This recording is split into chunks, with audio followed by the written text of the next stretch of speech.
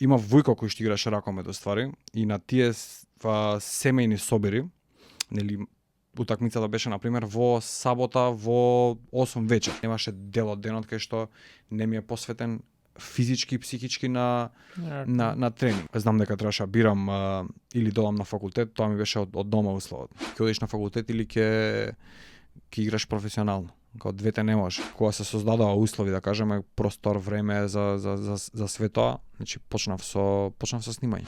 Еден поинаков тип на комуникација, едно темпо на комуникација, да кажеме, кое што треба да биде во исто време и интересно и корисно. Виктор, како си? Ѓорги, добро да кажеме, фала ти, конечно сум тука на овој топол летен ден да споделам нешто за ментално здравје и за нели тоа што тебе ти е тема на подкастот. Да. Имаме тоа кога ти пишав за прв пат, има неколку луѓе кои што ние не се знаеме, ама дел од луѓето кои што биле на подкаст кај тебе, на Wild Tales, ја ги знам некои доста добри, викам мора да зборам со него, бидејќи ако такви луѓе вика на гости, сигурно имаме нешто заедничко. Има 100% нешто заедничко. Па види, да, значи ја имам различни луѓе од различни сфери со неколку подкасти, не само со твојот, некако ни се преплетуваат, што од една страна ме радува, искрено да ти кажам, што ја мислев дека ќе ги викнам луѓето што никој не сака да ги вика. И гледам дека тој тип на луѓе, тој категорија на луѓе, да кажеме малце покриена, што добива веќе добива глас, значи добива таа идеја, да кажеме, ветар во грб, и помалце атрактивни, помалце гламурозни, да кажеме, идеи и мислења да добиваат на сила. Да, и ние беше тоа сме зборували со Сандра и со Сашко и знаеш, кога станува збор за интервју подкаст, каде што нели ти зависиш од гостинот и кој е спроти тебе на разговор, имавме, дали ќе се обидеме да донесеме некои познати ликови кои што сите ги знаат, кои што најверојатно ќе ти дадат уште од старт некој плюс, некој преглед поеќе, некој сабскрајбер поеќе, или пак ќе викнеме луѓе кои што ние ги знаеме и знаеме дека може да имаме многу солиден, добар разговор со нив. И беше интересно, нели, да видам некој и кај тебе дошол и на овој подкаст бил, уствари, знаеш, многу тие. Ја ги викам, знаеш како, големи луѓе со мали приказни и мали луѓе со големи приказни. Значи, буквално, кога во изборот на луѓето, значи има луѓе што не дека големите луѓе, нивните приказни се мали, сите приказни се големи, но некои приказни се веќе толку пати раскажани. И толку се веќе познати со познати почеток и крај, да кажеме, што стварно нема поента едноставно да се повторува истото. Да, а за таа сметка, да кажеме, таа мала група на луѓе што и сака да се изрази, никош не добива шанса. Да, и еве сега сега имаме, нели, подкастот како медиум зазема некој замав кај нас, па можеме и тоа да се направи, бидејќи порано ја и ти на телевизија тешко дека ќе направиме некоја кариера, гостите што ги викаме исто не се луѓе кои што у голем дел би се експонирале на таков начин. Да, и не само поради бариерата на телевизијата, туку и форматот на кој што телевизијата е водена, ме разбираш. Значи јас кој ќе се сетам, да кажеме, сега више имам и години, можам да направам и некоја споредба меѓудекадна, да кажеме, на телевизискиот простор. Значи јас кој ќе видам тој концепт на телевизија, ја неам драйв или желба некоја да се појавам таму никогаш во ниту една форма, ме разбираш. Освен, не знам, ако не сум спортист, нешто, па да ме викнат на утринска во Телма, па нели да го имам тоа пола сат парче слава за нели да го раскажувам на внуци дома сите, да им кажам се гледате у 9:20. Да, како 9:20 више касно, тогаш веќе почнуваат вечерните, значи таа утринската се знае уште сипол, значи. Да, и знаеш, и самиот разговор е многу поразличен. Тоа исто мене знаеш, и затоа некојаш со гости кои што можеби биле и се поекспонирани, им кажуваме као ова не е као на телевизија. Сакаме да имаме разговор како буквално да сме ја и ти сега седнати на кафе и да зборуваме за работи кои што се важни, да со некои попрофесионални, ама на начин на кој што е природен, разбирлив, као да зборуваш со твоите дома или со твоите пријатели, не да зборуваме со некои термини и јазикот, да, некојаш се случи дали ќе искористиш некој англицизам или нешто на сленг ќе кажеш, и окей е тоа, пошто ние тоа го користиме секојдневно. Да, тоа не е ни диалог таму, значи телевизијата првично мислам дека самата нејзина природа не е да се поддржи или да се шири диалог, туку е повеќе бродкаст, значи повеќе пренесување на порака, пренесување на некоја идеја, пренесување, тоа е така е зачетокот, да кажеме, да се контролираат големи маси на луѓе, да се шират пораки и така натаму. Никогаш не е замислена да таа вистинска конверзација се одвива на тоа место, и затоа мислам дека нели подкастот е супер место за диалог. Да. Ајде пред да забегаме на оваа тема, пошто има сигурно да се надоврзуваме еден со друг. Сега да те прашам, нели, као и секој еден гостин кој што доаѓа на подкастот, како си и што е ментално здравје? Што представува менталното здравје за тебе? Искрено ти кажам, знам дека го поставуваш тоа прашање одека, и неам дефиниција за ментално здравје, од причина што знаеш, не размислувам за тоа на таков начин. Стварно мислам дека е еден комплексен вака механизам, да кажеме, составен од многу работи, што стручни луѓе, да кажеме, може да го дефинираат тоа. Значи, знаат кои се тие пинпоинт што треба да ги насочат и може да сорчат дефиниција. За нормални луѓе, за обични луѓе, да кажеме, ја знам ментално здравје за мене е, да кажеме, да имам некоја нормална фреквенција на функционирање во денот. Значи, да немам некои преголеми успони или преголеми падови, или значи да имам некој баланс во линијата низ која што се движам во текот на денот. Тоа е за мене ментално здравје, некоја средина.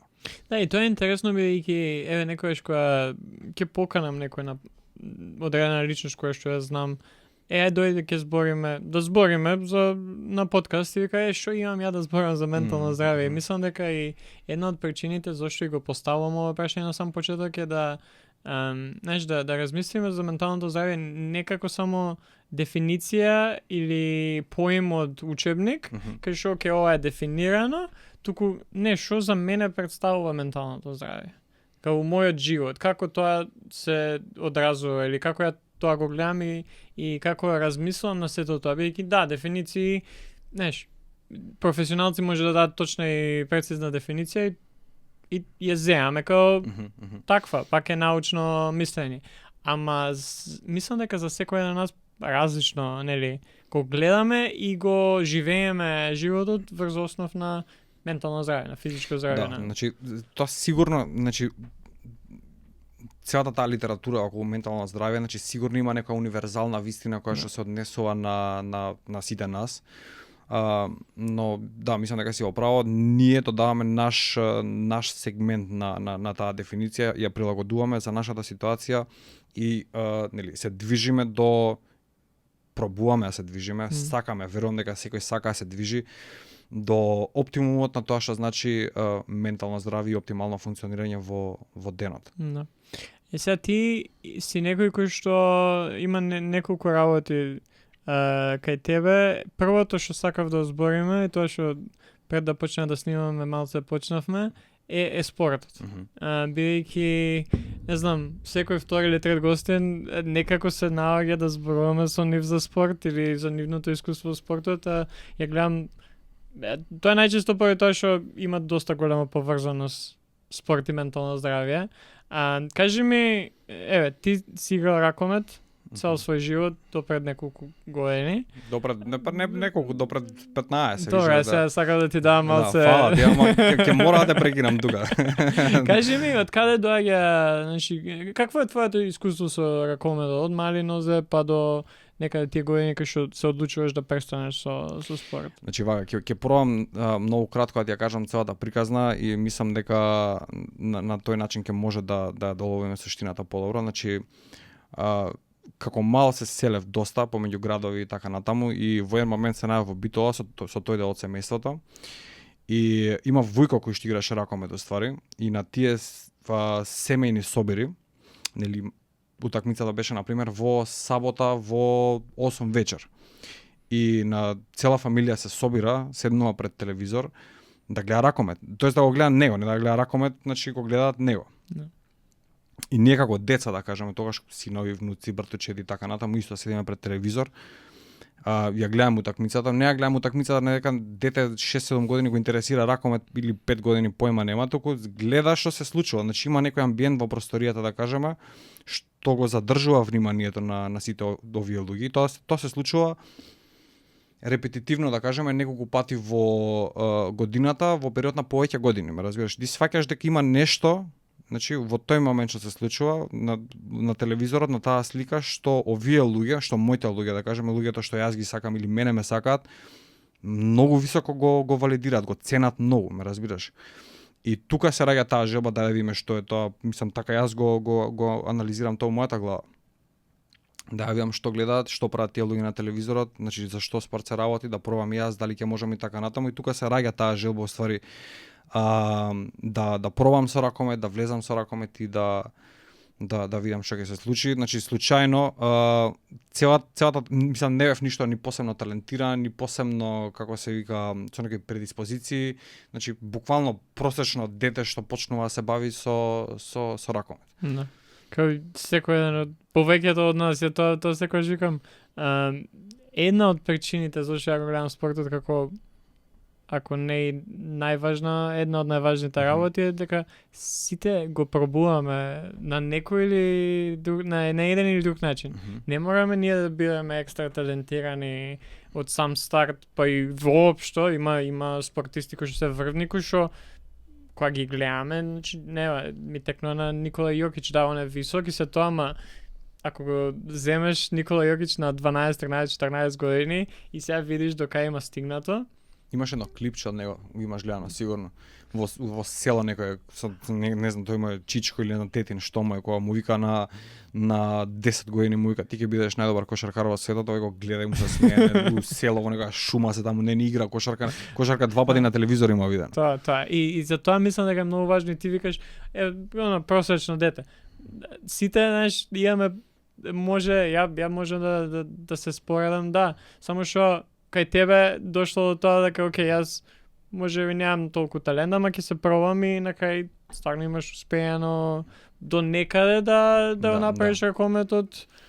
Да, колку значи, толку види, таа траекторија се течеше, да кажеме, во период од да кажеме целиот период со кој што се бавев попрофесионално, значи насочено, да кажеме, намерно со спорт беше некои 12-13 години. Значи од мојата 8 година до 22-3. Значи тој беше, тука можам да го кондензирам целото тоа патување во спортот и тоа се движеше од најмалите академиите до младински школи, до втори тимови, до втора лига, до прва лига, до суперлига, до репрезентација после тоа и така натаму. И пикот мој, значи да ја скратиме, пикот мој стига на некои си 17 години, мислам дека кај што се наоѓам во Металург, тоа е годината кога доаѓа Лино Червар да го води тимот, кај што не остава многу простор за млади играчи, за деца да се пробуваат и така натаму, туку едноставно прави сериозна екипа за Лига шампиони. И тука тие што се, како се вика, деца, што немаат, тоаш исто имаше многу политика во спортот, значи зошто некој да игра, чиф е, каков е, рачунај тие работи што се уште денес ги има, значи на кое ниво и со која магнитуда биле тогаш, ме разбираш, значи тогаш буквално знам луѓе што навистина нема појма од ракомет, си пораѓа многу добро, ме разбираш. И таа политика во спортот е нешто што мене, да кажеме, како млад играч тогаш комплетно ме разочара. Значи комплетно ме разочара. Јас гледам дека немам што поише да дам. Ме разбираш? Значи реалниот, да кажеме, реалниот импакт кој што го имам на теренот и во екипата неоспорен. Значи добивам признание и од тренери, и од соиграчи, и од противници, и повици за репрезентација, значи сите го валидираат, да кажеме, импактот. И јас знам како сум го направил тој импакт, затоа што тоа беше се што правев. Значи буквално за мене немаше дел од денот кај што не ми е посветен физички и психички на тренинг, ме разбираш. И ја гледам дека функционира тоа за мене, нели, доаѓа ситуација, нели, кога дали ова ќе биде кариера за тебе или нема да биде. Доаѓа таа политика кај што едноставно ти си отворен без некое објаснување, значи доаѓа период кај што треба бидаш. Знам дека требаше да бирам или додам на факултет, тоа ми беше од дома условот. Имаш 18 години, значи ќе одиш на факултет или ќе играш професионално. Као двете не може. Разбираш, затоа што спортот не плакаш тогаш. Значи те издржуваат од дома. Значи буквално и тој што те издржува, тој ти кажува, тој на некој начин те води во животот. Тој сака да те направи пак е тоа со најдобра намера, ама од денешна гледна точка е големо непознавање, да кажеме, на ситуацијата, на моментумот, на контекстот во кој што се наоѓаш ти како играш тогаш, да ти стави таков услов. Значи или факултет, тоа беше комунизам, или факултет или спорт, ме разбираш, бирај се ти, нема ти двете. Како двете. И една година паузирав од факултет. Значи реков, окей, значи ќе продолжам со спортот, ќе давам шанса уште една година. Таа година останав со првата екипа на Металург, значи гледам дека Лино почна ме шутира по ќошеви од салата, што не знаев ни дека постоја, да ти кажам, до тој момент, и викам не бива вака, ме разбираш. И тоа беше на што зборевме. Значи немаше тоаш, окей, ај ќе сменам клуб или ај ќе сменам средина или ќе одам во држава, кој што многу ракометари го направија тоа. Кај мене се створи перцепција дека ја едноставно не сум доволно добар за ова, ај ќе одам на факултет, запишав економски, продолжив на економски. И тоа беше тоа. Како се до тоа влијаеше на тебе од еве, ако зборуваме за ментално здравје во тој период, бидејќи кој што каже ти секојдневно сите делови од денот. Мислиш, работиш, правиш ракомет и тренинг, и во еден момент си соочен со тоа да катастрофа, искрено ти кажам, значи после тој период, значи целиот период на факултет и после тоа дури, значи и после тоа, значи осеќав последици од едноставно луташ, разбираш. Не можеш да најдеш ништо во животот што ќе ти исполни на таков начин.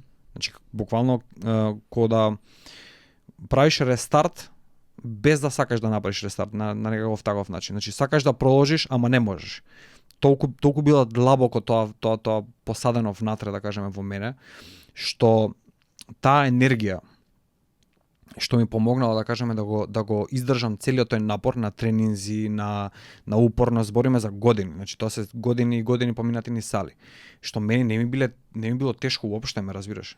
Значи 2 тренинга на ден, 3 тренинга, уопште не сум осеќал физички проблем. Веќе си имал план, си знаел дека што е наградата, што следува. Не, уопште не сум го размислувал тоа никогаш така. Значи секогаш, значи јас сум бил внесен, да кажеме, во тоа што сум го правил, што сум уживал во самиот тренинг, ме разбираш. Значи јас сум стварно буквално мислев, значи како да се движам низ салата, значи како да ги изведувам вежбите повисоко, затоа што некако подсвесно си доаѓаше самиот перформанс после тоа на утакмицата. Значи тоа беше нашиот ден за церемонија и на сите спортисти во колективен спорт, барем да кажеме. Денот на утакмицата е тој адреналин, значи да се покажеш и така натаму. И сега целата таа енергија, да кажем, која што ми го движи телото и мене ме движи низ целиот тој процес и ми помага воопшто не се изморам во сите тие години, наеднаш кога престанувам со тоа ниво на активност, почнува да работи против мене.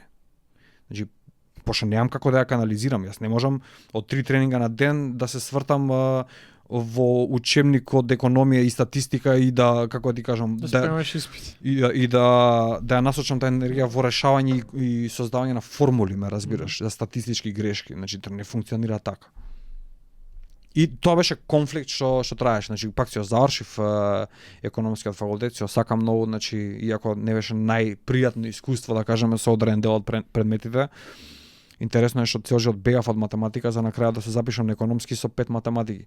И што е натрагично, во рачунај математика најмногу од секогаш сум мразел и таа ми беше највисока оценка на факултет. Значи сите останати оценки ми беа 6 седмици така натаму, математика има 8.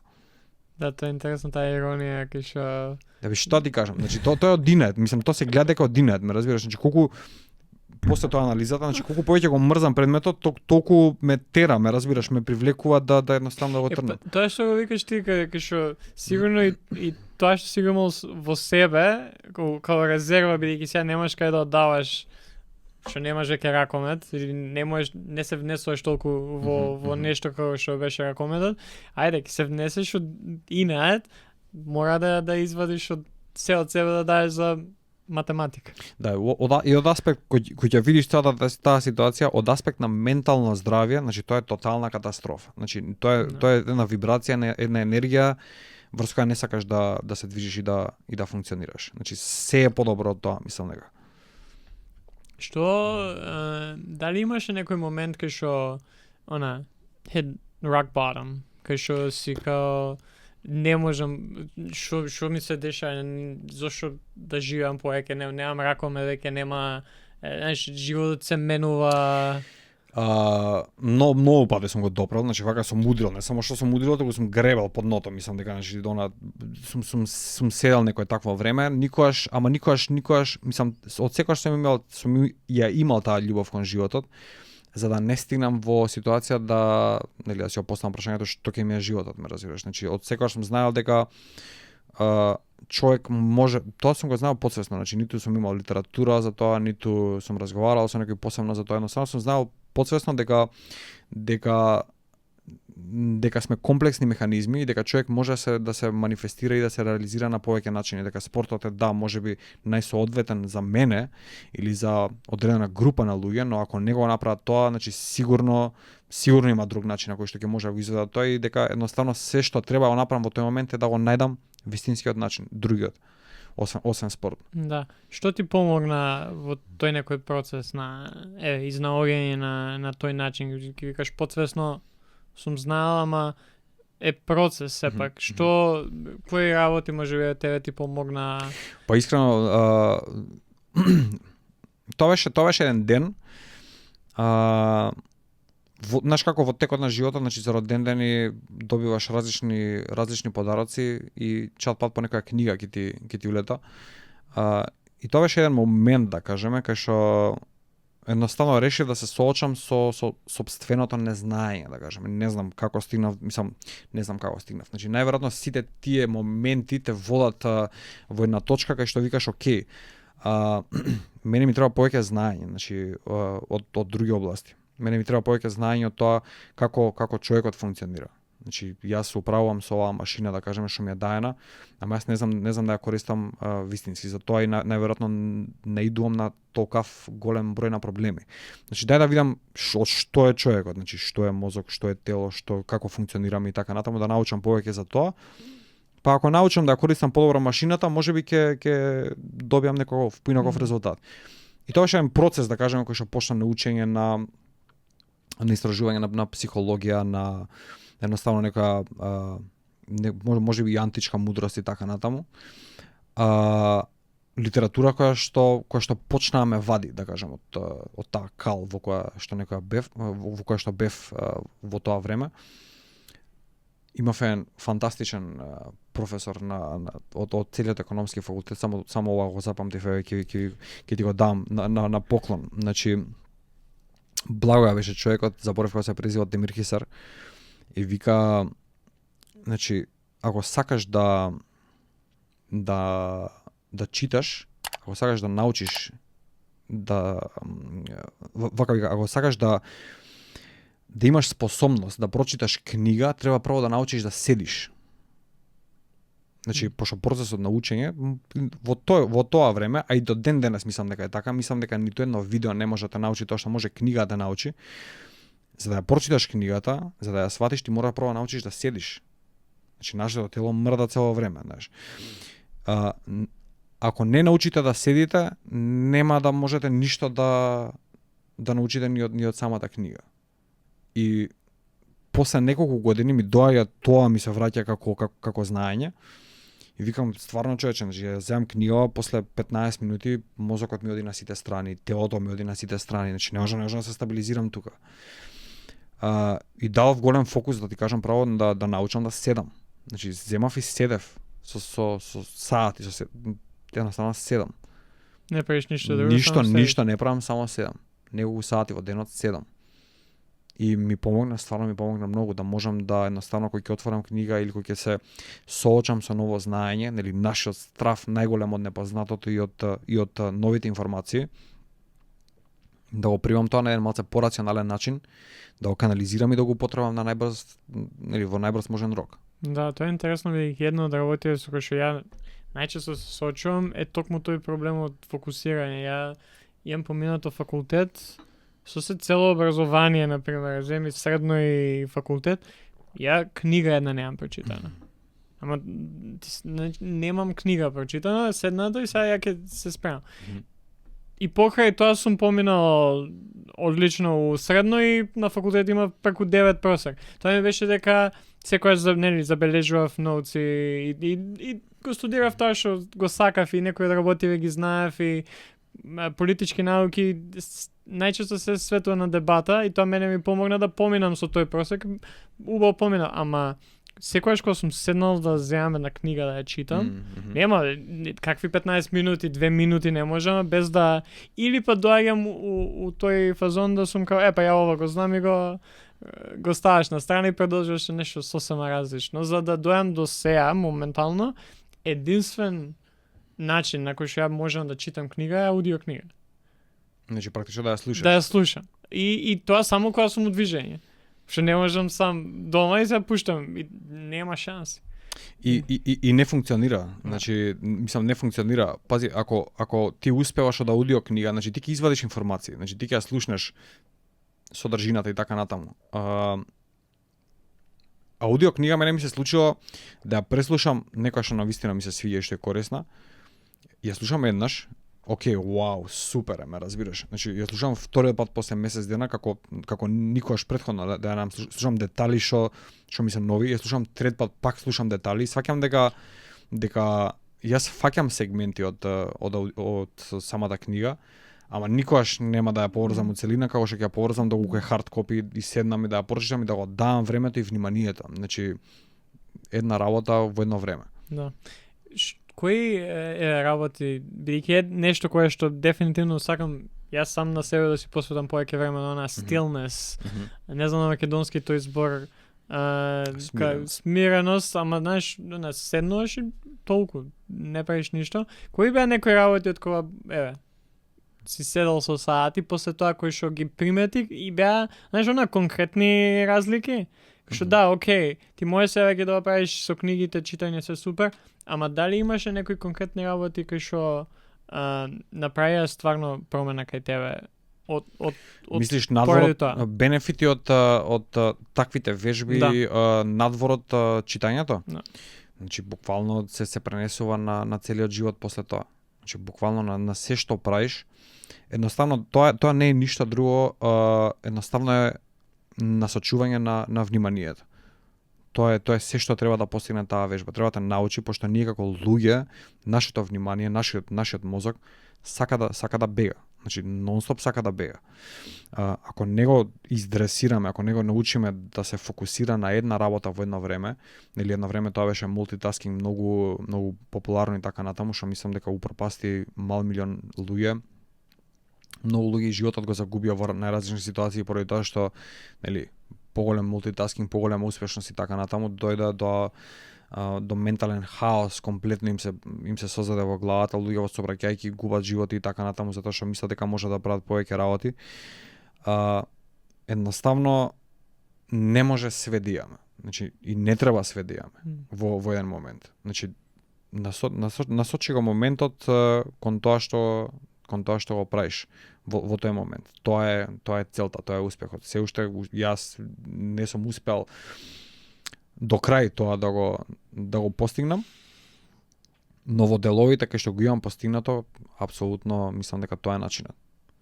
Да, баш интересно е тоа што нели сме зборали на подкастот за овој мултитаскинг и една од работите кои што би сакали и подетално да се направи некоја анализа со некој професионалец на таа тема, ама знаеш кога го даваш своето внимание на повеќе работи во исто време, ти може ќе ги заврши сите тие работи се тоа, ама никаде нема да дадеш максимум. И ајде, да не кажеме 100% така, ама у поголем дел од случаевите, master of all trades, jack of all trades, master of none. Кај што ти можеш се да правиш и да правиш до некој задоволително ниво, ама никаде нема да даеш тоа највеќе што можеш да даеш. Да, дури аргументот за тоа е дека нели човекот има способност тоа да го прави, ги земаат шахистиве, да кажеме, играат симултанка на 20 табли во исто време, ама ти играат шах и играат истата игра, они не играат домино на една, па не лути се човече на друга, па шах на трета. Значи играат шах. Ме разбираш, и човекот фокусирање на тоа е вештина, има развиено. Не влага во истата категорија на мултитаскинг како што ние го правиме со телефон, со слушање музика, со јадење, со пиење, со спиење во исто време. Не е истиот спорт. Да. Сега ајде да се префрлиме на Wild Tales. Ајде. Од каде доаѓа идејата, еве, играш ракоме, тоа не успеа, економски факултет, како доаѓаш до идеја да почнеш подкаст? Види, тоа беше најверојатно со почетокот на сите останати подкасти, нели амерички како што доаѓаат, значи тоа мене навистина ми се допадна како извор на прво на забава и второ како извор на знаење. Значи тоа беше неверојатно нешто. Значи првиот подкаст на Џо Роган, на Лекси Фридман и така натаму кога излегува, јас не можев да престанам да слушам тоа. Бев обседнат со тоа, не знам како ти кажам. И тоа беше втората обсесија, да кажеме, на таков начин да почувствувам таков магнет од нешто после ракометот. Значи во меѓувреме ми е, како ти кажам, процес на преживување, ги правам работите како дух, едноставно се движам низ простор, низ време, ме разбираш, немам таков драйв, немам осетено. И со подкастот осетив дека пак нешто такво се случува. И тоа беше поодамна, да кажеме, само што излегува америчките подкасти, сакав да реализирам, ама гледам дека не е така, знаеш, дека има процес тука што треба да се исполни, што треба пешки да се изоди некој пат. И ја оставив таа идеја, продолжив со животот, нели, секојдневен живот и така натаму. Ама таа не ме остави мене, ме разбираш, значи се враќаше цело време. И се враќаше и во еден момент викам јас ова морам да го направам, значи морам да го направам, макар и да не успее, макар и све, јас морам да го направам ова, значи морам да го манифестирам, ме разбираш. И така, значи кога се создадоа услови, да кажеме, простор, време за све тоа, значи почнав со снимање. И тоа беше тоа, и тоа е приказна после само за себе. Да. Кои ти се некои работи кои што колку снимаш веќе, неколку години? Не, година и 2 месеци, да. Значи кои се работи на пример на сам почеток, бидејќи тука некаде сме ја и ти, ја исто први подкасти пред 10 на години, 15 ги имам слушано, кај што сум бил, не знам, на некои 10, 12, 13 години. И сум се навлекал на тоа, ама после сваќаш дека чекај, кај нас никој не слуша подкасти, 90% од луѓето не знаат што се, и чекаш. И сега кои се тие работи кои што, знаеш, си ги научил или пак не си ни знаел дека ќе ги научиш со само тоа што ќе земеш микрофон и ќе збориш со човек и после тоа ќе иде уетер. Прво, се учат многу работи. Значи, прво се учи еден поинаков тип на комуникација, едно темпо на комуникација, да кажеме, кое што треба да биде во исто време и интересно и корисно. Значи, тоа не е нормална комуникација секојдневно. Значи, ти кога ќе сретнеш некој човек, да кажеме, не гледаш окей, имам, да кажеме, 15 минути со човеков, значи ова треба да биде интересно и корисно и овие 15 минути треба да бидат исполнети, ме разбираш? Значи не, значи ти си збориш нормално. И се овдека не е далеку од нешто нормално, пак е некоја природна средина и природен разговор, но дефинитивно страната, тежината на суштината треба да е многу поголема. Значи треба да има некоја идеја позади се тоа што се прави. Значи тоа е едната работа, вториот начин е, мислам, втората придобивка и изведбата на самата комуникација.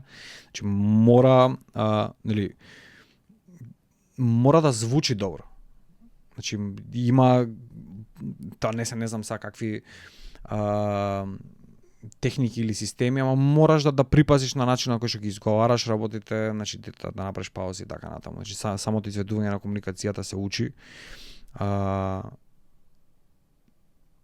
Самата значи запознаш многу луѓе, значи тоа беше момент што исто се запрепасти во еден момент и тоа беше да кажеме после некои 10-15 епизоди, значи гледам дека почнувам да запознавам луѓе кои што никогаш во животот на ниту еден друг начин немаше ги запознам. Нема теорија, ме разбираш. Едноставно 30 години сме оделе паралелно, да кажеме, во истиот град, на сите улици, значи ќе се разминеме милиарда пати од милиарда. Ако не беше ова, никош немаше да седнеме на една маса, што е според мене најголемиот бенефит. Значи најголемиот бенефит е директно од црпење на искуство од човек. Да, тоа е интересно. Мислам дека баш со Гейб зборевме за тоа, ме праша како што имаш научено од водење подкаст веќе година и нешто. И за мене баш тоа му кажа колку сум работи, јас научив од луѓе кои што не очекував дека ќе научам. И нели, да, тој аспект го имаш да сега веќе имаш некои познанства поради самото тоа кој што не би ги имал, ама и самото тоа, знаеш, таа придобивка од чекаве, ја од тебе се многу научив, а не ни очекував да седнеме тука да имаме разговор за ментално здравје и да видам што правиш, како тоа се манифестира во твојот живот, а јас си заминувам со променет светоглед за одредени некои работи. Да, перцепцијата, значи буквално многу е точно што го кажаш, значи перцепцијата ја сваќам да кажеме како еден голем мозаик кај што секој човек кој што влегува или излегува или циркулира на некој начин проаѓа низ тебе носи едно парче со него. Значи колку повеќе луѓе ќе поминат, толку пошарен и покомплетен ќе биде тој мозаик. Да, која е, например, кај нас очигледно ментално здравје, фокусот ни е разговор на низ призмата на сето тоа. Која е твојата, например, воделка што те води у секој разговор кој што го имаш со гостен, кој што различни профили имаат? Конкретно за подкастот? Значи, ако мислам повеќе работи се, ако треба да издвојам една, јас го гледам тоа како суштината ја гледам во тоа да човекот се изрази најдобро и највистински што може. Значи да му ја понудам таа платформа. Значи ние имаме да кажеме одреден концепт кон што сакаме да се движи разговорот, но јас не знам што ти се случува тебе во животот. Значи шансата дека те немам никогаш сретнато претходно во животот е многу голема, ако не и 100%, ме разбираш. Значи ја појма немам тебе што ти се случува. И ако ти оцениш дека овој момент и моето место е вистинска платформа кај што ти сакаш да се изразиш за нешто што нели не сме збореле, не сме се договарале, направи го тоа. Значи и мислам дека создавање на услови за тоа да се случи е нешто што мене ми е барем еден од приоритетите. Да. А како е кога, например, ти си у ситуација да, не знам, што пак, секој разговор си има своја припрема, така? И за некои повеќе се и кога зборам за припрема не мислам само на ќе напишам концепт, ќе имам некоја воделка кај што прашања ќе ми бидат или bullet points, барем за мене најчесто, ама припрема од стилот, од сабајле мора да се спремам физички и психички за дека снимам со таа и таа личност. Дали тоа постои кај тебе и тој момент? Па најверојатно постои, не многу на свесно ниво, значи дента да кажеме на снимањето, мислам се осека поинаква енергија, значи се осека дека денеска е денот да кажеме за екзекуција, но не се манифестира нешто посебно. Значи едноставно е тоа гледам барем да го интернализирам тој процес колку што е можно повеќе во деновите претходно или во период дури се договара самото снимање. Значи затоа што суштината не мислам дека ќе ја допрам ако јас се фокусирам, да кажем, или ако имам посебен ритуал на самиот ден на снимањето, дека ќе извадам нешто екстра. Најобичен, најнормален ден, значи опуштен, едноставно гледам, значи све да функционира во тој момент, сите условија се создадени и човекот да може да го пренесе тоа што го има на најдобар можен начин. И сега спомна преска дека подкастов ти е некоја втора пасија после ракометот. Кои се некои сличности кои што го гледаш во целиот тој, кај што и што сакам да те донесам да ми кажеш ми е како на пример тоа има влијае врз тебе во однос на тоа како заврши ракометот за тебе. И сега каде си моментално у тој поглед? Ако ти го разбирам добро прашањето, значи не мислам дека има споредба. Знаеш зашто не мислам дека има споредба? Затоа што мојата состојба, да кажем, значи мојата внатрешна психичка, физичка, секаква состојба, значи фреквенцијата на која што сум бил, да кажеме, во моментот кога сум се бавел, кога сум почнал или кога сум завршувал со ракомет, значи била една.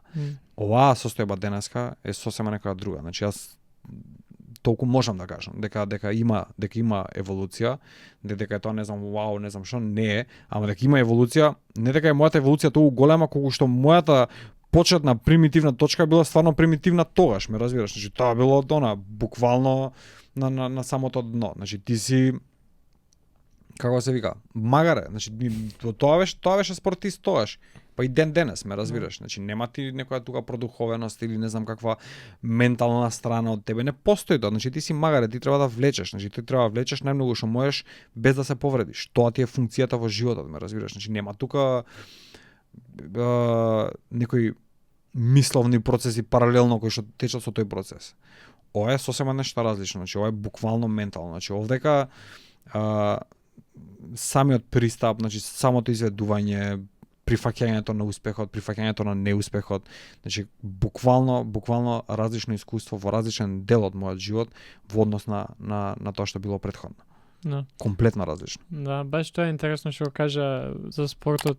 Дали имаше видено, добро, промената кај тебе постои, ама дали имаш видено промена кај, бидејќи сигурен сум дека и си во контакт со луѓе, пак и во ракометот и во различни спортови, дали гледаш барем некаква промена од тој аспект кај што, окей, си насочен само кон перформанс, кон играта, физички аспект, правиме се, не размислуваме за толку што се не се случува со нас. Мислиш кај денешниот ракометари? Кај денешниот ракометари, да. Значи денешниот ракометари дефинитивно се многу различни од тој период тогаш, од многу причини. Значи јас го имам мечка, Милан Лазаревски 2 пати доаѓаше. Денес покасно снимам исто Димитар и така натаму, значи тие се многу не знам како да го кажам тоа, значи пооформени се како личности. Значи тоа се веќе оформени личности. Денеска спортистите се многу пооформени од тоа што бевме ние тогаш. Значи тоа беше буквално борба на кучиња во тоа време. Значи човекот до тебе го гледаш како конкуренција, тренерот го гледаш како стопан, значи и тоа е средината во која што функционираш, тоа е мајндсетот во кој што функционираш. Денеска луѓе, да кажеме, кумства формираат, фамилии формираат во рамките на самиот тим. Значи постои таа вистинска поврзаност, вистинска љубов меѓу нив, знаеш, вистинско другарство. Тоа ти викам, значи тоа беше гладиаторска арена. Значи првата борба, првиот надпревар тебе ти е со соиграчот, значи не ти е со противникот. Прво ти е со соиграчот, значи ти треба со него да се избориш за да доеш на ред да играш. А после тоа ќе се бориш со сите останати. И по таа аналогија кој ти е тебе најголем противник? Тој до тебе, не тој карши тебе. Така да денеска мислам дека го има тој момент, спортот мора да го има, ама не е изразен како што беше тогаш. Значи тогаш беше буквално нема многу по-немилосредно од тоа што е денеска. И денеска, да кажеме, нели, сите информации се достапни и многу повеќе внимание се посветува и на, како се вика, и на менталното нивно здравје.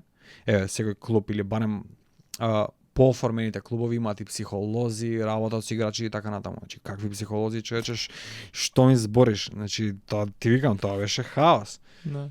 Буквално магаре. Значи дури ако те види вака дека малце нешто да размислуваш или дека нешто покушаваш некоја идеја да нахраниш во тебе, значи ќе убие во старт.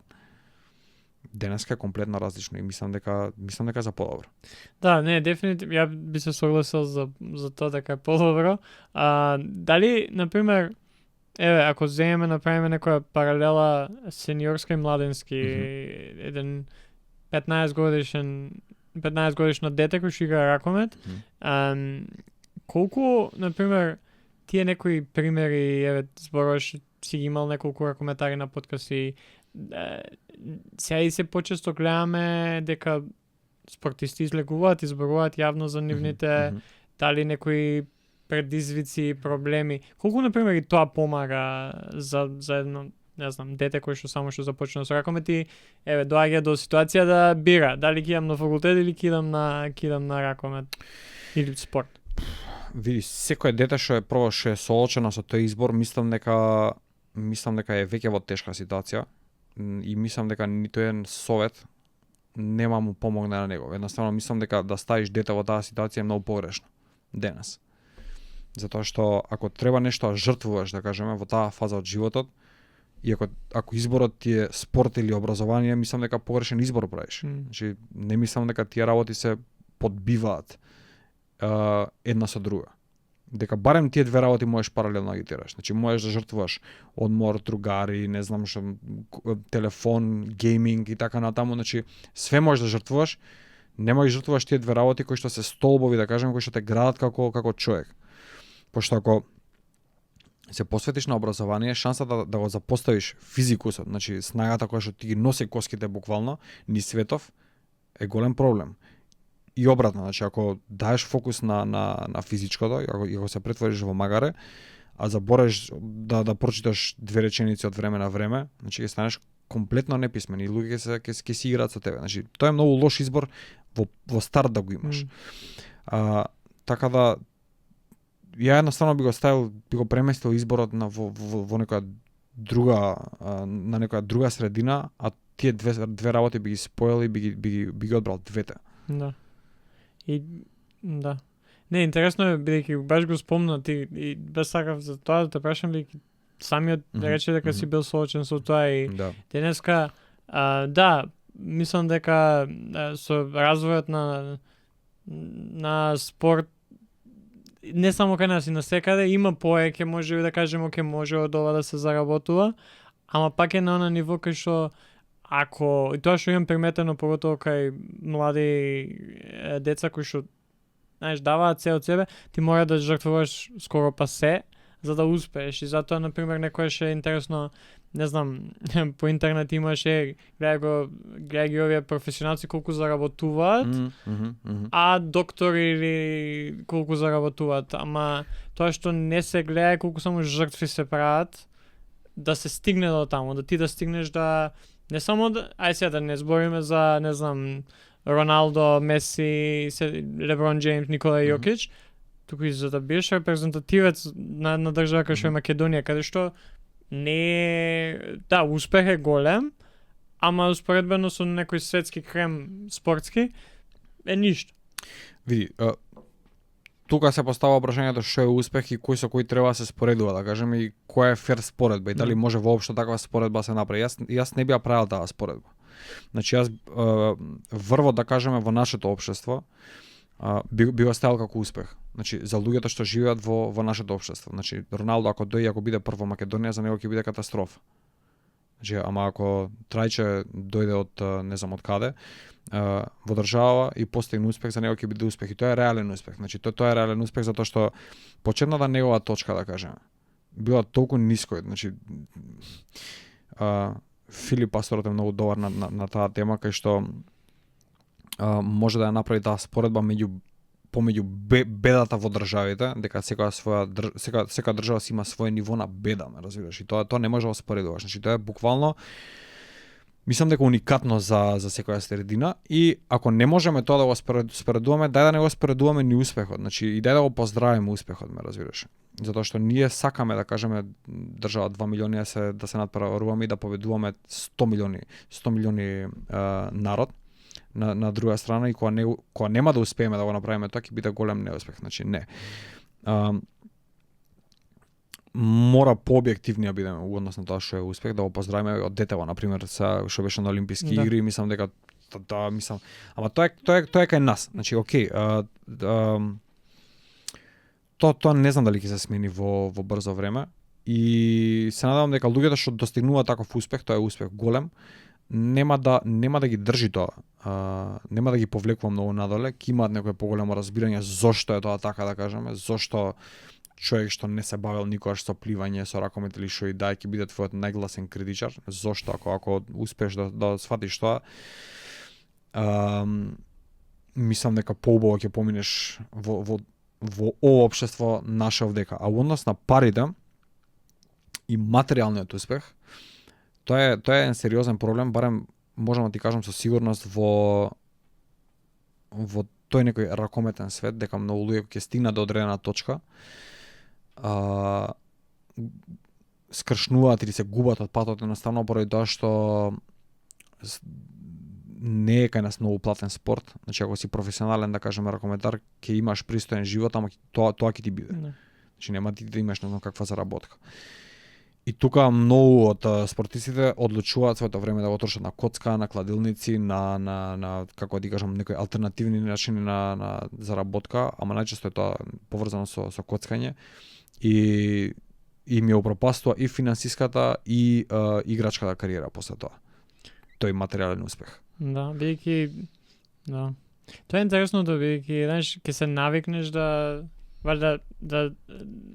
ги имаш тие некои средства кои што пак успоредба со можеби на тие години, ако земеме некој млад ракометар на 20 некоја година, пак заработува многу повеќе ако споредиме со просечен македонец и кога веќе ќе се навикнеш на таков живот, при залезна кариера или како ти продолжува кариерата, веќе ги немаш, знаеш, сите те стигаат и вале и ради тоа иде у тој привилегијата, значи привилегијата, како денес гледам, да кажам јас на спортот, значи спортот го изгуби, мислам, или го губи интензивно вистинското значење и вистинската вредност која што носи со себе, ме разбираш, значи ти да си во топ форма, збориме, значи здрав, со солидна мускулна структура, значи со вистински начин на исхрана, со голема активност, да кажеме, во текот на денот, во голем контакт со луѓе си, динамични ситуации и така натаму, значи како начин на живење,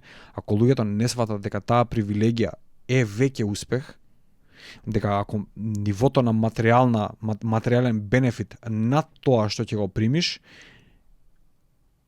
да не дозволиш да те уништи. Значи, окей, потребно е, но се што е над одредена сума на пари, да кажеме,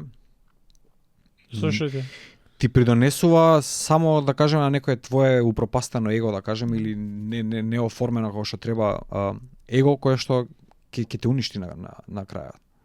Пошто ти си веќе уништен, ти веќе не сваќаш дека привилегијата да се движиш, значи има луѓе, еве се јаме не знам колку луѓе со прекумерна тежина, значи се мача со се и се што. Имаш луѓе со зависности, имаш луѓе со деформитети, инвалидитети и така натаму, значи секакви проблеми, секакви работи им се случуваат на луѓето, значи ти си сега психофизички фул активен, значи спортски си активен секој ден, дали тимски, дали индивидуално, го живееш животот со полна плуќа, значи ти го живееш животот веќе. И тебе те депресира и те тера, да кажеме, во блуд и разврат и коцка тоа што немаш доволно пари. Ти имаш и пари на целото тоа, ама тоа што немаш доволно пари, тебе те категоризира како неуспешен човек. И ти се сметаш себе си како неуспех и го газиш и тоа што веќе си го создал. Да. Тука мислам дека најважното нешто и валјда причината поради која што луѓе доаѓаат до такви некои работи е не знаејќи или имајќи погрешно зошто. Ако јас сега, не знам, сум спортист 20 и некоја година, релативно успешен за тоа што кажа ти таму кај што сум, еве да земеме Македонија. Многу е важно кое е моето зошто. Ако моето зошто е да, знаеш, можеби си докажам сам на себе дека можам, дека сакам нешто од таа платформа што ќе ја добиам како ракометар да направам нешто за другите позади мене или за следните генерации, ја ќе имам многу поразличен живот од кога ќе се пензионирам, од кога ќе веќе ќе бидам на залез на таа кариера. Ако моето зошто е да бидам, не знам, да заработам највеќе пари од спортот и да бидам најуспешен или најславен, најзборуван спортист во Македонија или било каде, тоа мислам дека таа транзиција од спорт или од професионален спорт во обичен живот ќе биде многу потешка и знаеш ќе те удари од земја. Не знам дали човек може да има едно зошто. Значи ти да човек знае зошто го прави нештото, исто е една од најголемите привилегии во животот. Ама нема што да очекуваш од човек кој што не е оформен, да кажем, или кој што е на почеток на својот пат. Како он ќе знае зошто? Значи он ќе има зошто. Ама тоа зошто нема биде исто после 2 години, после 5 години, после 10 или после 15. Значи тоа зошто е динамична категорија. Проблемот е тоа зошто секогаш да биде, да кажеме, повеќе до вистинската вредност на нештото што го правиш, отколку до, нели, другава страна.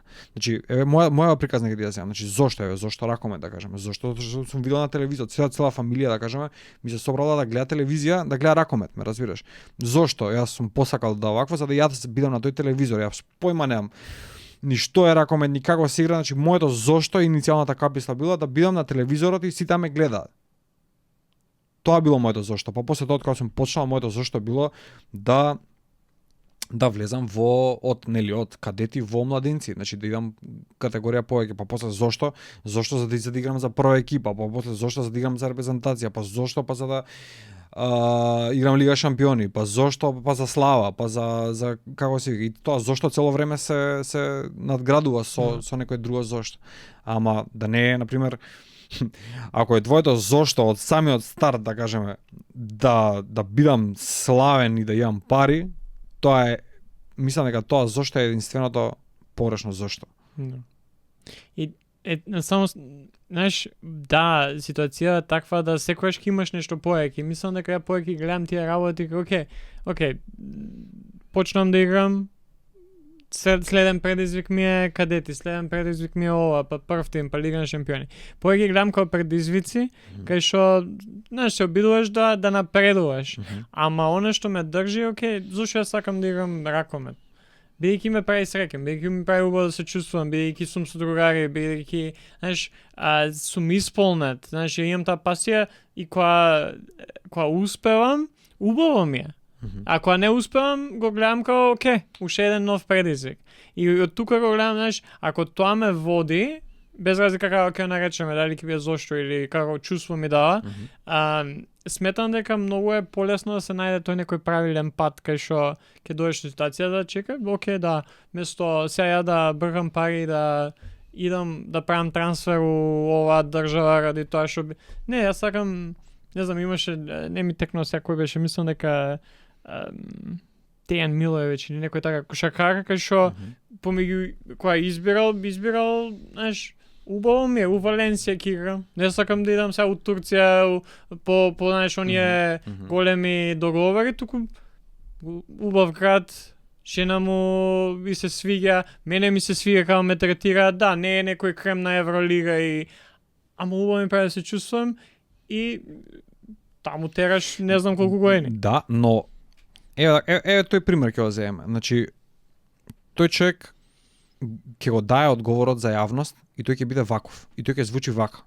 Ќе звучи малце поопширно, ќе звучи како малце со побледи изрази така натаму. Ама неговиот одговор на прашањето зошто внатре неговиот одговор е точно прецизиран до реченица и може и да биде и сигурно е многу подлабоко и не е презентиран во јавноста така како што звучи. Значи он точно знае што му е во тој момент од животот битно и зошто тоа го прави, зошто е на тоа место во таква ситуација. Значи точно.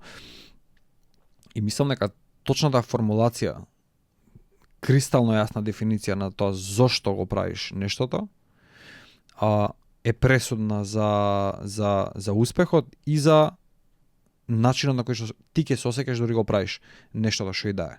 Да. Многу прецизна дефиниција, значи мораш ти внатре да имаш таа дефиниција. Имаше, не знам точно сега веќе никај го имам сретнато ова, но дефиниција, извадок од некоја мисла која што ми остана, вика, ако си спремен да пропаднеш со нештото кое што го правиш, шансата да успееш е многу голема. Значи, што и да правиш, да се фатиш за нешто, може да е спорт, може да е подкаст, може. Ако си спремен да пропаднеш со него, шансата да успееш е многу голема. И има у тоа. Значи, баш доста мудрост. Значи, спремен си до крај да идеш. No. Па тоа е, што си спремен да жртвуваш? Све, значи, Да. тоа е добро прашање. Што си спремен? Значи, спремен си да не успееш? Што значи да не успееш? Што значи да не успееш во спорт? Да промашиш од тројка, да промашиш од слободен, да тренираш 2 месеци без плата или да тренираш 2 години без плата? Што е неуспех? Значи, неуспехот е исто од различна Да. категорија. Колку си спремен ти? Значи, ако си спремен по таа дефиниција, ако си спремен да пропаднеш за тоа што го сакаш, значи ти ќе останеш кошарка, ракомет, спорт, подкасти, што и да е, значи спремен си да пропаднеш за тоа. Значи да пропаднеш не значи да не ти иде. Да пропаднеш значи метро земја врз тебе да има. Значи веќе да не знаеш кој крај да го фатиш. Да, беше интересно и мислам дека само тоа што ние можеме за ова сега да зборуваме и се надеваме некој што се наоѓа сега и игра ракомет или било каков спорт во тие години кај што ги прави тие некои важни одлуки. Само тоа што ние можеме и има и спортисти кои што зборуваат за тоа, мислам дека е дел од она што кажа ти причината зошто работиве можеби малце се менуваат од тој поглед како денешните спортисти гледаат на самиот спорт. Бидејќи, еве, дали ти си имал можност за вакви некои работи да слушаш док си бил?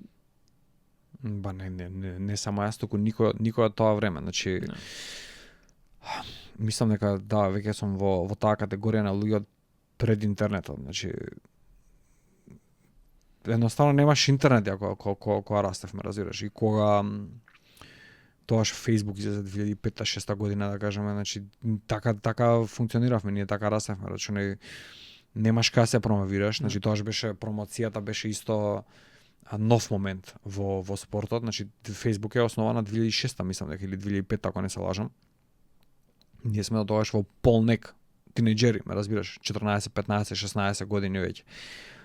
Кој има профил на Facebook, кој нема профил, па учиш, гледаш, значи дори да сватиш дека тоа е платформа за промоција и дека на некој начин тебе тоа може да те издвои или да те истфрли или да те прода и така натаму. Тоа беше 2010-та веќе, ме разбираш, ние ја веќе завршив и со спорт и со све. Значи рачунај комплетен мрак владее у однос на интернет и на социјални медиуми и така натаму. Доаѓаа луѓе се снимаа со цедиња, со некои камери, со некои DVD плеери и така натаму, тоа го правеа. Али однос на твоето прашање, значи денеска целата оваа покриеност што имаат и цело ова знаење, мислам дека ствара друг проблем од аспект на преголема доза на информации. Значи едната радикална страна е да нема воопшто информации и да е комплетен мрак, а другата страна е да е заслепувачко светло како што е денеска и да има премногу информации кај што ти немаш да одбереш или да селектираш која е вистинската. Дополнително мислам дека ова е многу потешка ситуација сега. Значи, затоа што ако нема информации, ти може да се стрпиш, да кажеме, дори не дојде вистинската. Ако има премногу информации, ти шансата да одбереш погрешната е многу голема. Да, ќе испуштиш, ќе нема да можеш да ја најдеш вистинската. Значи ти веќе немаш што да чекаш, значи пред тебе се сите и сега си како ти кажам, значи возбуда, дај ќе одберам една, ме разбираш. И таа шансата да биде погрешна е многу голема. Затоа што одсекуваш вистинските информации, вистинското знаење било достапно за малкумина. Едноставно тоа е светот во кој што функционираме. Значи ако ти отвориш денеска на YouTube првото видео кој што ти излезе и ти даде некој совет за нешто, тоа е, ме разбираш, со среќа. Нема, тоа баш интересно.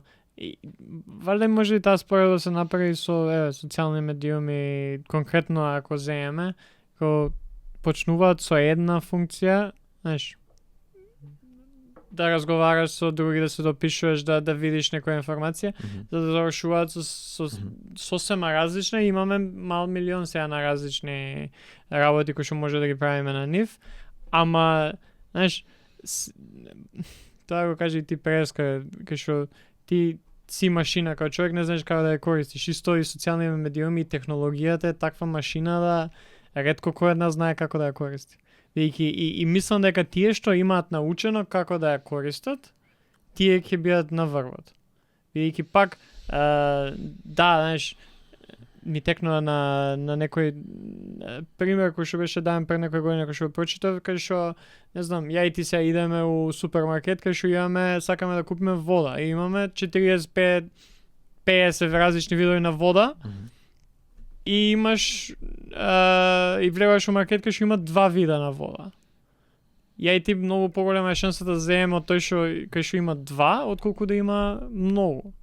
Ама ако пак на тоа се враќам кај што ако научиме како да ги користиме сите овие иновации, се тоа што ни го дава сега моментално е технологијата како таква, ние ќе бидеме на врвот. Ама многу е тешко да се научи. Не само што е многу тешко, мислам дека е невозможно и мислам дека не е на мене тоа да се научи. Затоа што незнаењето е нивниот раст.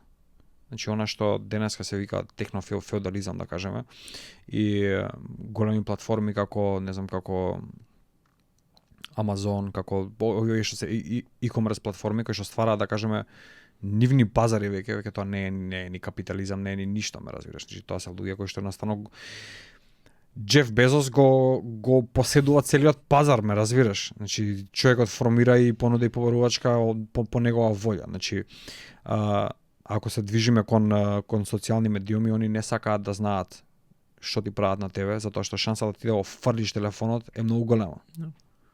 Кога ќе ти каже некој дека, знаеш што, јас ќе ти дам на тебе са мобилен телефон со 4 мобилни апликации, социјални медиуми, нели?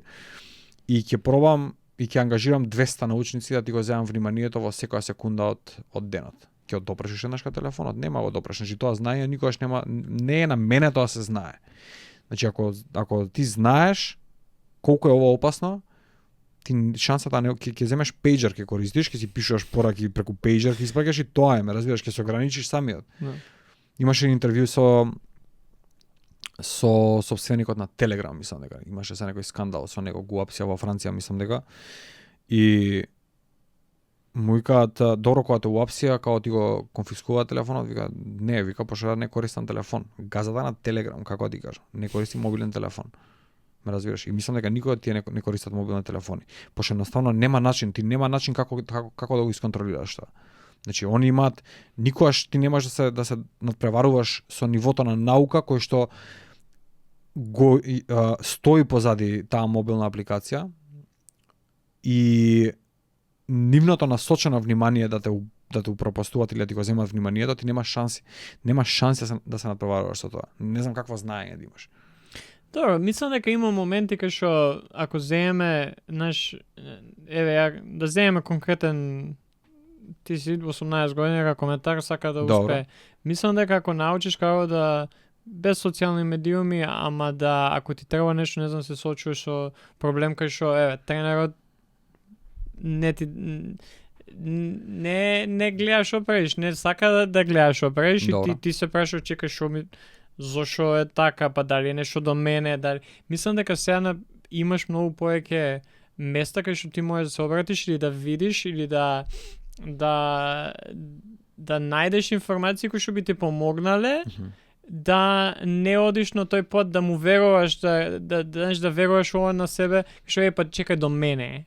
Не е до тренерот дека не ме сака или дека има некоја врска со некој друг кај што мора да остави да игра пред мене, туку веруваш дека Да, ама У мене е проблем. ако ја оставиш таа опција кај млади деца да кажеме, тоа кај нив ќе биде секогаш првата опција на патот кон неуспехот. Значи он никогаш нема да застане и да биде само критичен према сам себе, да каже, знаеш шо, значи можеби вчера не требаше да искочам пред утакмица или можеби минатиот месец пропуштив 3 тренинга и дека тоа влие на мојот перформанс или дека немам пропуштено тренинзи, ама самото моје појавување е 20-30%, значи дека акумулација на таков тип на настани влијае на мојот перформанс, дека ја не сум посветен доволно. Не, туку он ќе каже, знаеш шо, тренерот ме мрази. Сега ќе најдам 4 места, докази, ќе најдам на интернет, кај што ќе ми го потврдат тоа и тренерот ме мрази. И мислам дека тоа е реален проблем, значи денеска деца не, ама и децата и родителите појма немам. Значи стварно мислам дека значи тоа е една симбиоза, мислам дека таква прекрасна што се ствара. Гледај, мислам дека е за се е потребно баланс. Тоа ти викам, бидејќи ако порано си имал само една опција, кај што толку не знаеш дека чекај, можеби стварно е не е до мене. Сега да, има, не велам дека не е, дека може да се претера и од другата спротивност, ама поентата ми беше дека ако се направи некој баланс помеѓу сето тоа и не знам, зборам колку само тебе би ти помогнало да си можел да биеш мирен, да седиш мирно кога си играл ракоме, така? Да, знаеш како одиме низ времето, сфаќам дека да, одговорот е баланс, секогаш одговорот баланс во се. Ама зошто никако не можеме да го допреме? Ај сега ти кажи ми на мене. Значи зошто никогаш, значи и тоа сега пази, сега знаеме, ај тогаш не сме знаеле. No. Еве сега знаеме. Балансот е одговорот. Зошто не сме во баланс? Зошто колку повеќе одиме кон баланс, толку повеќе сме во дисбаланс со све останато. Значи ја мислам дека тоа е за нас или ние комплетно погрешно пристапуваме кон цела оваа приказна наречена живот, или некој си игра со нас, значи не знам што да кажам, стварно. Не, мислам дека бараме моје видување дека се зависи на тоа на што го темели животот. Кои се тие некои работи кои што те волат секојдневно, кај што ако ја знам дека ја живеам живот кој што сум задоволен со тоа што го имам и живеам живот кај што и ментално и физички, ја би спомнал и духовно, е доста важен аспект каде што знам дека во секој од овие работи, да, не можеш секојдневно, секој ден да даваш максимум и 100%, ама тие ми се некои работи кои што ме носат и за секој една од овие три аспекти во мојот живот, знам дека можам, окей, има нешто што ме води од тој аспект. Ама ако една од овие три работи ми фали, јас сам на себе знам дека, не знам, ако не трчам, или ако кај што сум имал периоди кај што не сум физички активен, ја не можам да најдам баланс во никој еден дел од мојот живот. Да, ќе функционирам ја, на преживување, ама не може. Ако не се молам редовно и не поминува време читајќи ја Библијата, например, мене ќе ми се одрази во друго нешто. Или ако не одам на терапевт редовно или зборувам со луѓе што ми се случува во главата, ќе ми фали тој баланс. Така што мислам дека многу тоа влијае врз како еден може да најде тој баланс. Значи ти ги правиш сите овие работи, така? Значи успеваш да кажеме во денот да најдеш најоптимистички, да, ама сега да кажам, не е само еден ден, сега Океј, си има длабочина, значи репетитивни активности се, значи си бараат повторување и така натаму. Но ако ти веќе пази, значи ти веќе зависиш од тие работи. И ти она што го кажуваш ти дека ако пропуштиш една од тие активности, значи тоа има импакт врз се останато што го правиш. Значи тебе една активност те изфрлува од сите останати после тоа. Значи или ги правиш со помал квалитет. Добро, гледај. Значи тоа на одреден начин ствара, мислам, еден тип на врска на зависност, ме разбираш. Значи ако јас не истрчам 3 дена, ја не се осеќам добро.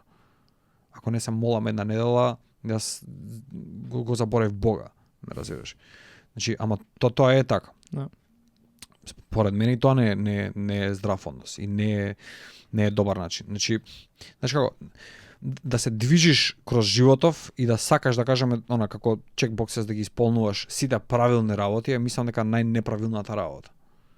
Значи таа некоја основна благодарност да кажеме. Значи основна благодарност за се што ти го нуди моментот, значи да нема гаранција, да не е јас не бидам задоволен ако не сум исполнил 7 активности во денот. Значи јас да бидам благодарен што тоа што сум исполнил 2. Фала на тоа, ме разбираш, ајде да видиме како понатаму. Тоа што кажав не е повеќе како checked box, туку повеќе ми е како окей, имам овие 3 аспекти од мојот живот, каде што да, има периоди кај што не морам ја да трчам или кидам у таратана, ќе излезам надвор, ќе попешачам, ќе се качам на точак и ќе извозам. Повеќе ми е тоа што го добивам јас од таа физичка активност или тоа што сум само физички активен. Молитвата, сум имал периоди во животот кај што многу помалку време поминувам во молитва, а многу повеќе време поминувам во разговор со луѓе кои што ми помагаат на некој духовен начин. Не е конкретно една работа и толку или неколку работи, туку самиот фокус во животот, ако ми се овие 3 некои полиња, ја можам да најдам тој баланс многу полесно. Некојаш ќе дојде, некојаш ќе морам да трчам секој ден, пошто тоа ми го бара телото, дали од физички или од ментален аспект, од духов, што и да е, ама повеќе се фокусирам на кој ми е фокусот денеска, кој ми е фокусот ова недела, ова година. Не од аспект да сега овие ми се 10 работи кои што морам да ги направам, туку кој ми е фокусот, на што се фокусирам ја. Океј, ја и ти сега ќе снимаме подкаст, ќе збориме се тоа, ама зошто го правам ова? Зошто правам подкаст? Зошто ми е... Ако се сведува на тоа дека, не знам, сакам најголем подкаст во Македонија да имам, или во светот, јас знам дека после овој разговор ќе идам и па ова требаше ова. Не, ја сакам да седнеме да разговараме и ако некој не слуша и има некоја корист од тоа ми е мене успех. Еден човек да има. Имаш и повеќе од еден човек, ќе ти кажам дека сум слушнал за тебе и за твојот подкаст дека помага на многу луѓе. Така да во тоа треба да си сигурен и да продолжиш. Значи без разлика дали бројките ќе бидат 1000, 10.000, 100.000, ме разбираш, точно е тоа. Навистина е точно дека и на еден човек да помогнеш, да го освестиш или да му даеш, да кажеме, некоја корисна информација и знаење, вреди. Значи, навистина вреди. Сад тоа колку тебе тоа штетува и колку си ти во ситуација да го држиш тоа темпо, е друго прашање, но дали вреди? Вреди сигурно. Да, ама пак се враќам на тоа, фокусот е многу важен, нели? Тоа зошто, тоа кој те води и нели, ако зборуваме дека е многу тешко да се најде баланс, мислам дека се наоѓа.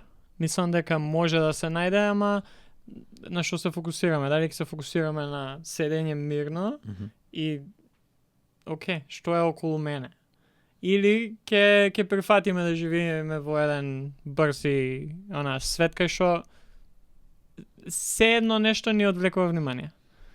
Тука ја гледам... Ми се допаѓа, значи ти си оптимист, ти си голем оптимист во животот, така можам да заклучам, што се уште мислиш дека имаш избор помеѓу тие работи, дека можеш да постигнеш баланс во свет кој што се движи со 300 на сат. Можеш. Јас сакам повеќе луѓе како тебе оптимисти да има. Но колку повеќе го прифаќаш начинот на живот кој што значи колку повеќе се приклучуваш едноставно во светов, толку помалци избор имаш. Мене ако ме прашуваш. Значи колку повеќе следиш некој свој пат, да кажеме, си понезависен во многу работи, толку повеќе тој оптимизам и тој твој избор, да кажеме, мислам дека ќе може да се манифестира. Али во однос на големите маси на луѓе, мислам дека тоа е тоа. Тука е работа кај што, знаеш, тоа го имам зборено во многу различни аспекти и за многу различни работи, кај што реално се ние не може да направиме некоја голема промена на големо ниво. Ама ако јас, знаеш, сам себе го живеам животот и гледам да направам промена кај мене и кај оние околу мене, тоа е таа промена која што ја барам и која што ја сакам. Веќе ние реално сега нели идеме гласаме, ние не менуваме ништо со тоа. Знаеш, на крај на денот тоа ќе биде одредено од тие што се поуспешни, помокни и сето тоа. Ама ако јас кај мене во двор ќе правам таа промена, го поставувам мојот начин на живот кој што е видлив за тие околу мене и гледа можеби сум оптимистичен, можеби ова.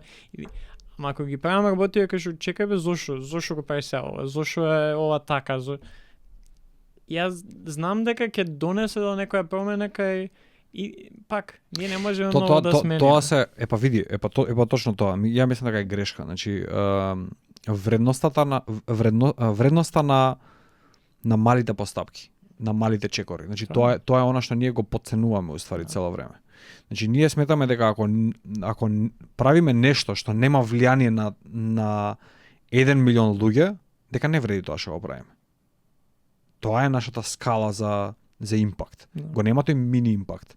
Што викаш ти, дај денеска да направиме 2 чекори, на пример, у мојот двор да средам. Значи да средам мојот двор. Па може да комшијата ќе види, ако не види денес, ќе види утре, ќе види после 2 месеци. Индиректно ќе влијаеш на свеста дека постои нешто уредено таму, дека чекај малце зошто, ме разбираш, значи зошто Ѓорги станува коси треба и така натаму години уназад, зошто не стане змијарник како што е кај мене.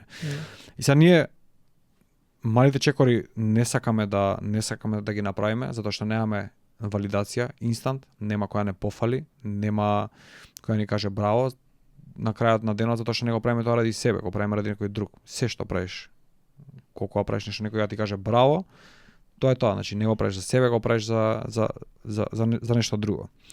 И кога ќе научиме да ги правиме работите за себе, што бара многу повеќе малце разбирање, размислување на некои работи, тоа што многу работи ќе си дојдат сами по себе. Знаеш, тоа мислам дека една генерација поназад луѓе ако се вратиме, пак ти викам, значи се доаѓаме до социјални медиуми, како све тоа влијае и така натаму, таа валидација надворешна што ја примаме цело време. Како не оштетува. Забораваме да правиме ствари за себе си. Ги забораваме скроз. Значи правиме цело време дали некој ќе не лајкне, дали некој ќе не шерне, дали некој што ќе направи со нашиот труд, да кажеме, содржина или така натаму. Не правиме ништо за себе. Генерација пред нас луѓето праја све за себе. Да.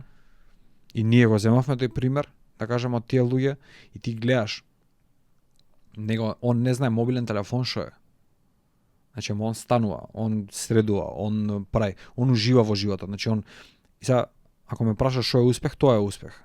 Значи ја мислам дека нивото на исполнетост кој што тие луѓе го имале, да кажеме, кои што ги правеле работите за себе, не можеш да го надминеш тоа. Не гледам како ќе го надминеш тоа чувство на задоволност.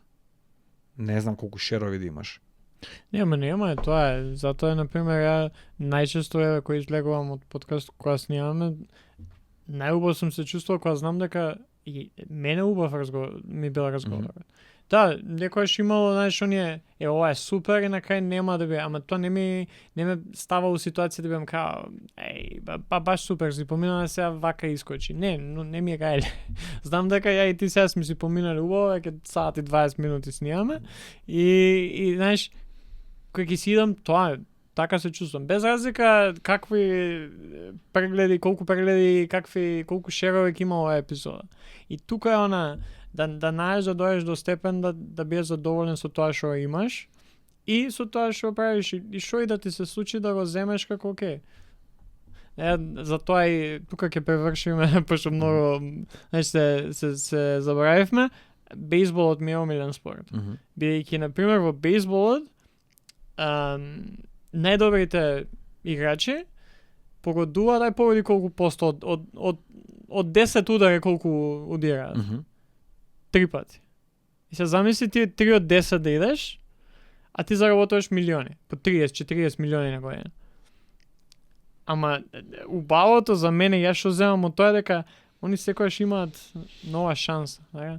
И кај нас најчесто е као, треба да имаш 9 од 10, 8 од 10. Не, ја да имам да успевам да направам 1 или 2 или 3 пати од 10, тоа е успех. Ама само тоа што секој ден ја имам нова шанса за или у една утакмица ќе имам 5 удари или 5 можности, следниот ден имам пак.